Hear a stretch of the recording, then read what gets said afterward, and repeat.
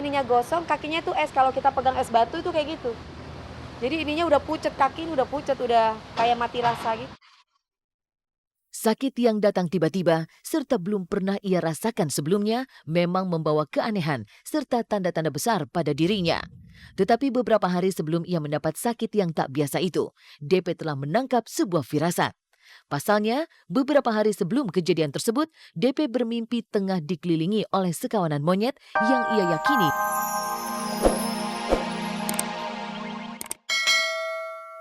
Kayak gitu. Jadi saya nggak bisa ngomong apa-apa. Kita lihat aja nanti ya. Belum saatnya. Belum saatnya, karena kan di agama kita juga nggak boleh ngomong begitu-gitu dulu gitu. Lagi dalam keadaan hamil. Jadi sekarang yang dipikirin Ayu itu kandungannya, Kesehatan. kesehatan dia sama bayinya. Biarin deh orang mau ngomong kayak apa juga. Kalau kita sih nggak ada berita apa-apa ya Bu, nggak ada komentar apa-apa. Ayu pun belum ada berita apa-apa, statement itu nggak. jika hanya persoalan waktu yang kini menjadi penyangga keutuhan rumah tangga mereka. Benarkah tidak akan lama lagi mahligai rumah tangga Ayu dan Angie akan kandas ditelan waktu?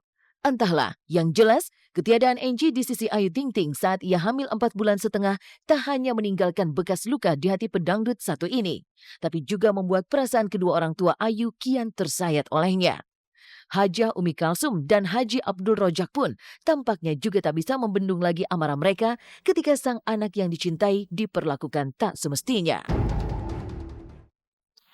Kita lihat nanti aja gitu. Yang terjadi. Ya aja tunggu aja, saatnya belum. Ibu saya wajar, orang tua mana yang tidak orang tua mana yang mau anaknya disakitin, orang tua mana yang mau anaknya dibuat sedih, siapa yang nggak sedih melihat kondisi saya seperti sekarang gitu ya, apalagi orang tua saya gitu. Jadi wajar kalau menurut saya ibu saya berbicara mungkin dia agak emosi, agak kesel gitu ya, karena kan ya setiap manusia pasti punya emosi lah. Saya nggak bisa menyalahkan siapapun itu, tapi ya saya nggak bisa berbuat apa-apa, saya nggak bisa ngomong apa-apa dulu. Kita lihat nanti ke depannya seperti apa. Doain aja mudah-mudahan kedepannya diberikan kelancaran, kemudahan, itu aja. Saya nggak bisa banyak ngomong macem-macem ya. Kesehatan saya mikirin gimana caranya supaya saya bisa lahir normal nanti gitu. Saya sehat terus, keluarga saya sehat, itu aja. Orang-orang yang peduli sama saya, yang sayang sama saya.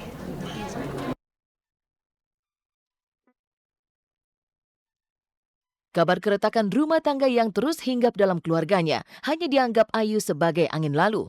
Dan seperti yang sudah-sudah baginya, kesehatan si jabang bayi jauh lebih penting daripada memikirkan hal yang kini dianggapnya sebagai masalah yang justru tak lagi penting.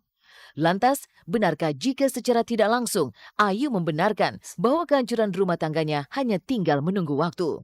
Dan benarkah jika hal tersebut dipicu dengan kabar yang mengatakan jika keputusan Ayu yang tak ingin berjauhan dari orang tuanya, sedangkan Angie menginginkan kehidupan yang mandiri? Biarin aja. Ayah nggak memberi komentar. Ayah memohonnya anak ayah Artis baru sehat. Yang penting anak ayah sehat. dia kok. Hak dia bicara nggak apa-apa. Buat dia ya dia, buat anak ayah ya anaknya. Yang penting semuanya pada sehat aja. Ayah doain deh. Sekarang maksudnya ya itu yang tadi saya bilang gitu, orang bisa melihat, orang punya mata ya, apalagi Allah tuh nggak pernah tidur. Jadi saya cuma bisa terus berdoa, saya minta dikasih yang terbaik. Saya nggak mau mikirin hal-hal yang menurut saya nyusahin atau bikin saya pusing, itu saya. Toh juga kalau udah saatnya, saya juga pasti nggak akan bisa nyembunyiin dari kalian. Sekecil apapun nggak ada yang bisa saya sembunyiin, karena posisi saya adalah seorang public figure. Ayu memang tak bisa lagi menyembunyikan keretakan dalam rumah tangganya yang kini sudah kadung mencuat di masyarakat. Bahkan masalah tersebut seolah telah menjadi bom waktu yang siap mengandaskan bahtera rumah tangga mereka. Bahkan rasa kecewa atas sikap sang suami seolah semakin hari semakin bertumpuk di hatinya. Lalu, benarkah jika tak ada lagi cinta yang tumbuh di hati Ayu Ting Ting? Saya seharusnya kayak gimana? Mau nerima atau enggak? Saya balikin. Ayo, Mas sama Mbak maunya gimana? 1 menit lagi ya. Maunya saya terima, balik atau enggak? Sepantasnya saya terima atau enggak? Coba saya tanya Mbak. Seandainya kalian merasakan di posisi saya, gimana rasanya? Tapi masih ada Saya lebih cinta sama anak saya sih, sama orang tua saya, gimana dong? Berarti udah melupakan Angie. Mas yang ngomong ya, saya tidak, saya nggak ngomong loh. Terserah, saya nggak bisa ngomong apa-apa. Walau tidak menyebut secara pasti, tapi pedangdut berusia 21 tahun itu telah menyiratkan bahwa ia tak lagi berharap dari orang yang dulu sangat dicintainya. Bahkan saat Angie justru terlihat asik menggeluti hobi mobil mewahnya, dan dengan keputusan Angie menggandeng pengacara nyentrik Hotman Paris Hutapea sarjana hukum sebagai kuasa hukumnya, Ayu pun sudah tak mau tahu lagi.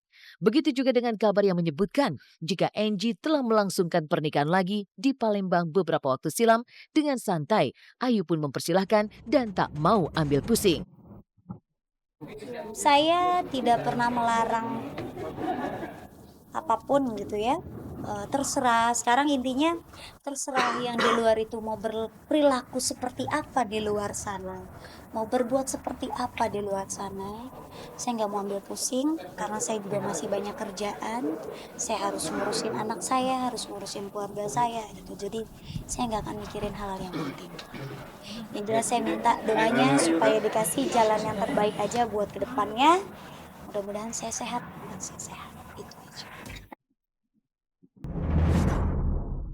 Saat masalah Ayu Ting Ting masih tertakar logika, maka berbeda halnya dengan apa yang dialami oleh Dewi Persik. Pedangdut dengan goyang gergaji itu mengalami hal yang dianggapnya tak wajar dan jauh dari logika, sehingga membuat DP merasakan sakit yang tak biasa di beberapa bagian tubuhnya. Kejadian itu terjadi ketika Dewi Persik tengah menikmati film di salah satu studio di Surabaya. Tiba-tiba saja ia merasakan badannya seperti ditusuk oleh benda tajam, sehingga merasakan sakit yang luar biasa pada kedua kakinya sampai-sampai Dewi tak bisa berjalan. Lantas apa yang sebenarnya terjadi dengan Dewi Persik? Sakit apakah sebenarnya Dewi? saya kesakitan terus ya nggak tahu gitu Mas. Katanya sih memang kata dokter aneh karena diagnosa dokter darah semua normal tapi kondisinya badan aku tetap masih panas. Ininya ini gosong, nggak bisa melek, udah nggak bisa melek. Terus kaki ini sakit, sini kayak ketusuk-tusuk.